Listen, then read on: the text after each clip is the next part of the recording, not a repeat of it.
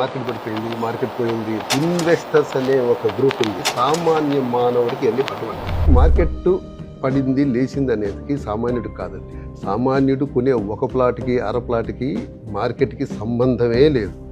నాకున్న అనుభవంతో చెప్పు. ఇన్వెస్టర్స్ తోటే ప్రాబ్లం. చాలా మంది ఒక సిండికేట్గా తయారై కొంతమంది ఇన్వెస్ట్ చేస్తారు. వాళ్ళే ఈ గేమ్ అంతా ఆడేది.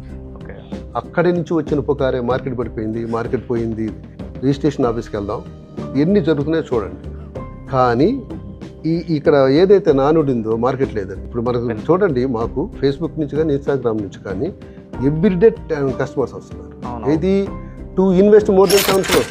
అవును. అంటే ఇప్పుడు మార్కెట్ లేనట్ట, మార్కెట్ ఉన్నట్ట, ఎక్కడి నుంచి పుట్టుకొస్తారు? So market is always like మీరు ఇన్వెస్ట్ చేద్దామంటే మార్కెట్ ఈజ్ రెడీ అంతే. ఎప్పుడైనా మీరు కొనుక్కోవాలి అనుకుంటే సైట్కు వెళ్ళి వాళ్ళ ద్వారా వెళ్ళి చూసి అన్ని విధాలా పరీక్షించుకొని కొనండి.